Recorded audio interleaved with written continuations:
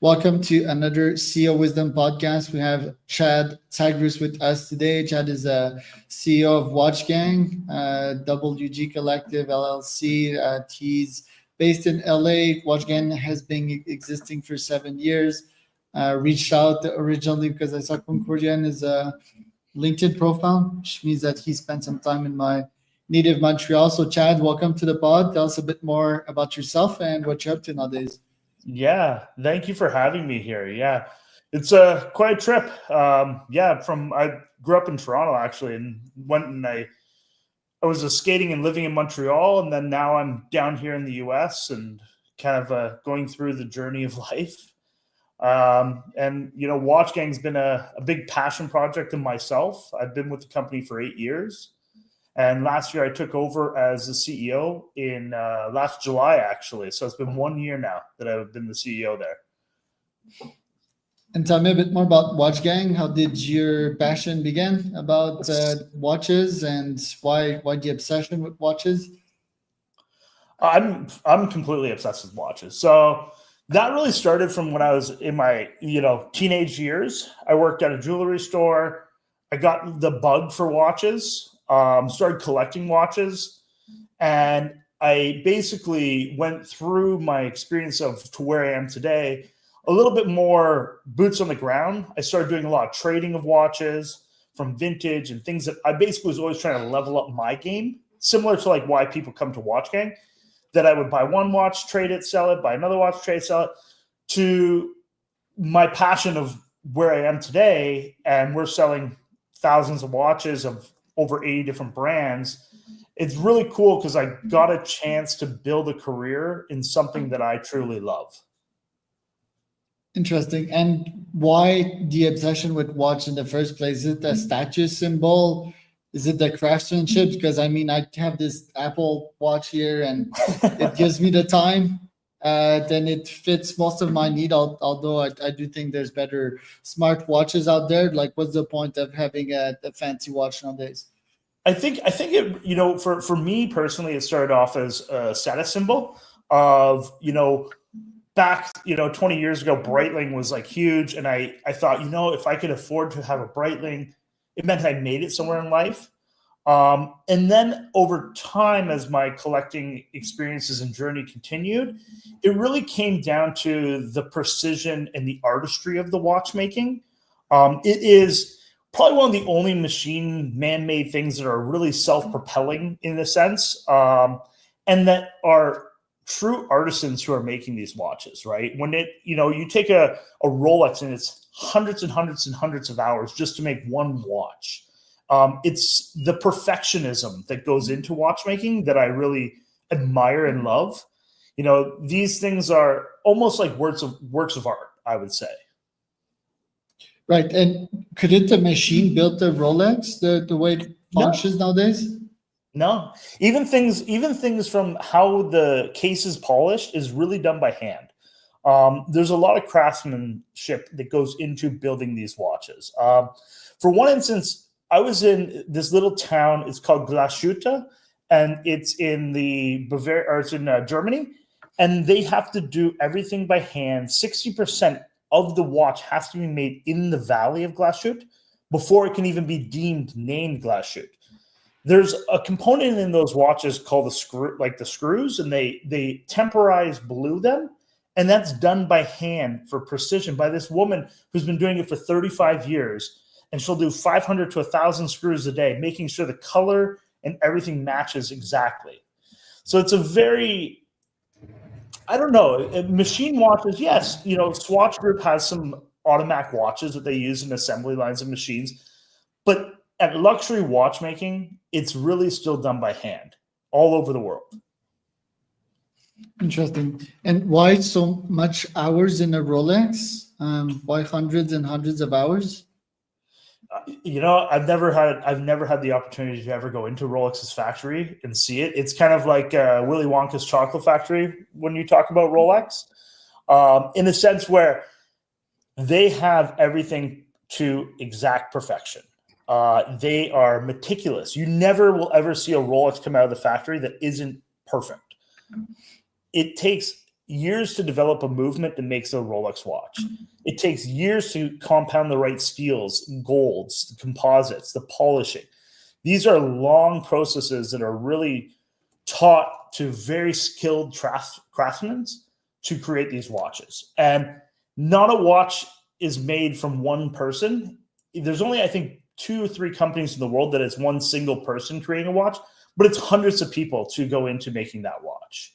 And they're right down to the detail that if you polish a case, that's your only job you're going to be learning how to do is polishing that case. Or if you're setting the mainspring, you're going to spend all your time for 20, 30 years learning how to set that mainspring. So it's sort of celebrating humans craftsmanship. How's that perception of yours change in the age of AI, in which and technology, right, in which like stuff can be done more efficiently, can just check the watch the time digitally, right? So the devil's advocate would say, like, why spend 300 hours in something that's not even useful, and status symbol, something that may be disappearing in the next couple of decades. What do you have to say on that? I really don't think it's disappearing, as watches have really came in the last 5 years into a revival. It's a person who's wanting to slow down to a more analog life and appreciate time. I think that it's the artistry of watching time and understanding what it means to you is why the Swiss and luxury watch world really is thriving. In an AI generation, we're going to be going at such a fast speed that sometimes I think we have to look back to our past and enjoy those simpler moments. And watches are a good place to reflect on a daily moment by just simply looking at it. And what do you have to say on one, the fact that, yeah, like having watch on your wrist that maybe it's like stressful and actually doesn't slow down the time? It's like constantly having something on your wrist that generates micro anxiety, because in the end it's the same time is money. And second, what do you have to say about the fact that time may be some kind of human fiction? I'm sure time is a human fiction, and there's and I'm the worst for this because I wear a watch every day because I like the feeling of it. I enjoy looking at it. I don't even set my watches sometimes. So they might, I use my phone for if I really want to check the time. I think it's just more of a symbolism of what it means. Time is money, of course, but I think it's one of the few things that there's a inheritance to our past from our grandfathers or other people, that it's been a generational thing passed down to men as a milestone in their lives, or it has a nostalgic feeling. It's like, why would you listen to music on vinyl when you can play it off your phone? There's a feeling and a mentality behind that, and it's not for everyone, right? Right. Yeah, and just old music, right? I often listen to old music just for nostalgia, or to think of what it would be to be my grandfather, for example. Yeah, what is Watch Gang specifically? It allows you to get discounts on fancy watches, and then you have a chance to win the Rolex like every week. Like, tell me a bit more about the company itself. So every Friday we do give away a Rolex to one of our lucky members of our subscription. Watch Gang at its core is not necessarily about discounting, but it's about exploration to help people curate a journey through watch collecting to make better acquisitions and purchases for their future. So one of our main cores that's been from day one is our subscription boxes, which is a mystery box that can go anywhere from $89 up to $400. And it allows us to curate a person for a very good value as we go direct to manufacturers and negotiate. But it lets them explore what they would like in watch collecting. One of the things I found in my collecting journey is what I liked when I was 20 until I was exposed to other things is much different to today. I've gone much more simplistic. I used to like very complex watches and big watches, and now I personally find myself wearing very simplistic watches in a much smaller, understated way. And that's the beauty of watching, is that you can come in, have a monthly subscription or a quarterly subscription, and have the ability to experience lots of things before investing big into something that you maybe won't be satisfied with in the future. Interesting. And do these things actually go up in value? Does their resale value? Can you even make a career like buying and selling watches? Look, that's what I did. I started off buying and selling watches in the $500 to $1,000 range. And, even still to this day as a hobby, I still like trading watches in a sense where, you can buy a watch and you can sell it to someone else. It's just like playing cards or sneakers. It's the same kind of mentality of a hype beast culture. Do watches go up in value? Everything goes up in value with inflation over time. In the 1960s, you could have bought a Rolex Daytona for a few $100s. Well, that same Rolex Daytona in today's time of a 1960s watch is worth hundreds and hundreds of thousands of dollars. And a new Rolex Daytona, if you have the opportunity to ever buy one, they're almost impossible to get. It's going to cost you $16,000. So they do appreciate over time. Right. And tell me about your notion of making it, because I feel a lot of people, they get fancy watches or collect arts or wine just to look like the super wealthy, while looking like the super wealthy most of the time is not what you want to look like or spend your time doing. So what's your perception about making it? So, I think that that's a very mixed question, to say the least, because we have a lot of like very blue collar, down to earth customers who just want to have a watch that makes them feel happy or that they enjoy or that complements their outfit. And we sell watches from $99 all the way up, and everyone has their different levels. I don't necessarily think some people use them as status symbols and to look wealthy. To me, that's like a one step in your collecting journey. And then you kind of get over that, just like in everything, right? It's like if you're buying your first sports car, you feel like you made it and you're really excited about that sports car. But then when you're on your third or fourth sports car, you might go, well, these are just kind of, I really like it, right? So it's to each their own, I think, on that one. Right. And you've collected so many watches. Which one were some of your favorites here? Oh,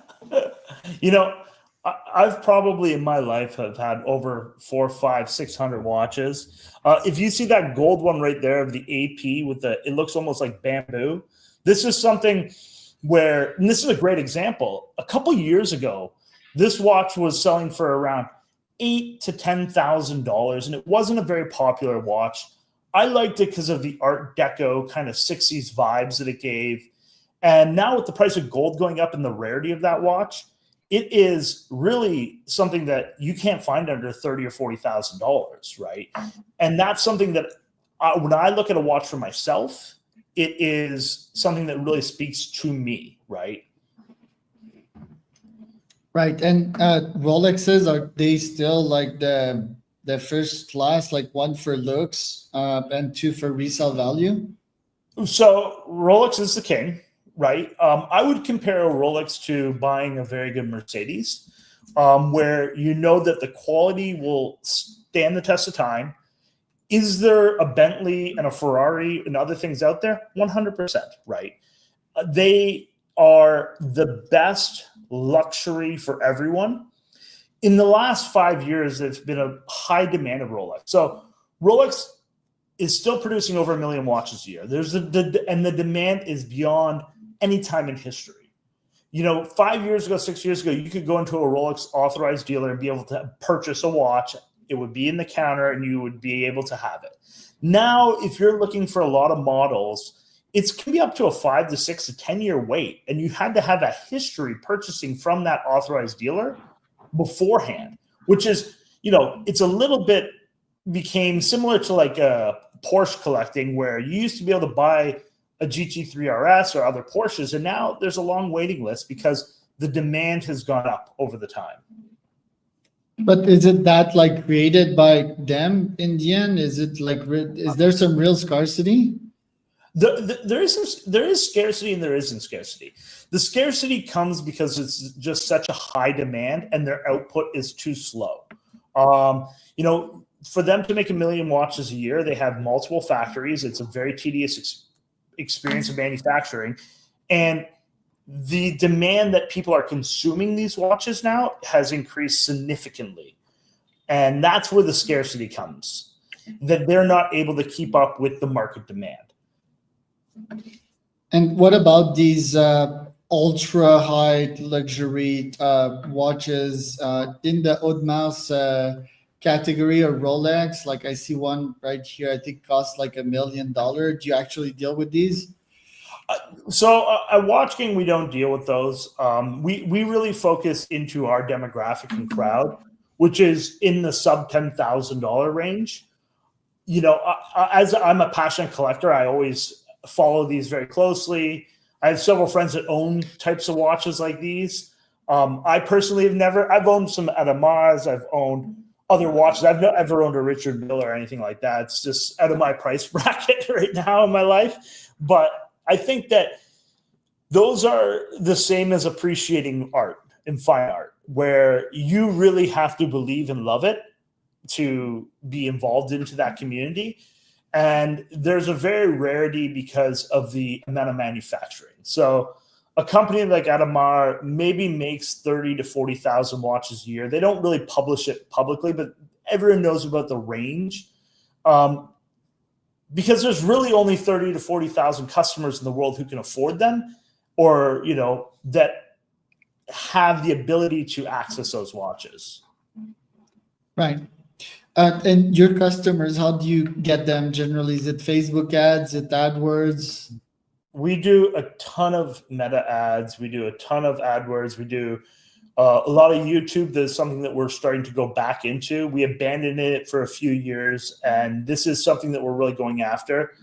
We speak to a very, you know, blue collar, everyday guy is our customer. We try not to be pretentious, as like we've talked previously in this call, is there's a lot of pretension when it comes to things like this. And our customer, and who we want our customer always to be, is just a guy like me who's passionate, loving watches, and enjoying the collecting experience, regardless of what budget or stage they're in. Interesting. And how can you sustain like giving out one $7,000 Rolex on a weekly basis? That's a great question for my accounting team, and every time when we give those away, they're not really happy with me. We even give away much higher end watches too. It's because of the volume that we do, because of our community, that we're able to do that, right? It's a numbers game where if I'm selling $5,000 of watches, that's in my marketing budget for that 5,000 watches that we're selling in a month.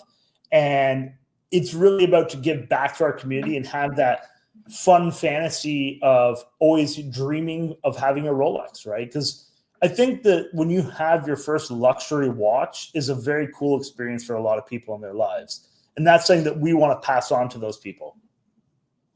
And what experiences, what luxury buys do replace the watch nowadays? Is it like buying your first luxury cars that you're sort of competing with, or buying your first luxury vacation? Like what do you see nowadays in terms of first luxury buy? For sure. You know, I think that the luxury car is when you're going into watches, is kind of, they go hand in hand. Like guys like cars, or they like watches, or whatever it is. It really depends on the person, that what their value in life is. If they value travel, that's going to be where they deploy the money for that purpose, right?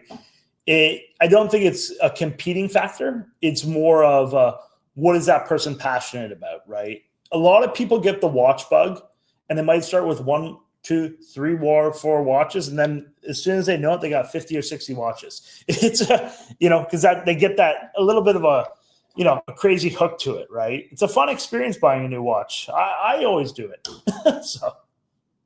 Right. And have you seen some folks like me just go with the Ultra instead, and I don't know, like buy the Hermes bracelet so that you get 1 utility and 2 luxury? Some people do this, right? And I think that the Apple Watch is a very interesting thing, or the smartwatch is a very interesting thing, because a lot of guys love it. And, one of my friends he has an authorized dealership for Rolex in Los Angeles, he wears a Rolex on one wrist and an Apple Watch on the other. But a lot of guys went into buying things and then they come back to it because they have that feeling of, oh, I really like my Apple Watch, but I want something special when I go out. And then it goes down a rabbit hole pretty quickly with collecting watches. Right. What's next for Watch Gang? What are your top goals for this year? So, our top goals for this year is to really start to globalize our brand. We've really been focused for the whole 8 years internally in the United States. There's a giant market out there that we're not being exposed to, such as Latin America or Europe, where we only have about 5% of our sales coming from. And that is one of our biggest focuses in this next year, as well as we're really running this business, bootstrapping it together. So it's a lot about making sure we're managing goals and expectations to stay in the black as we grow so that we can be here for a long time. Interesting. What upcoming brand watches have you checked out as of late? You mentioned Breitling when we started. Tag Heuer, are they still in the game? Like who's upcoming? So Tag Heuer is a monster brand now. They just did a huge sponsorship for Formula One, and I'm a huge Formula One fan, so I think it's really cool that Formula One has Tag Heuer back at them as their official timing. It's a much more accessible luxury watch for the mass market. And, there's other brands that are some small independent craft brands.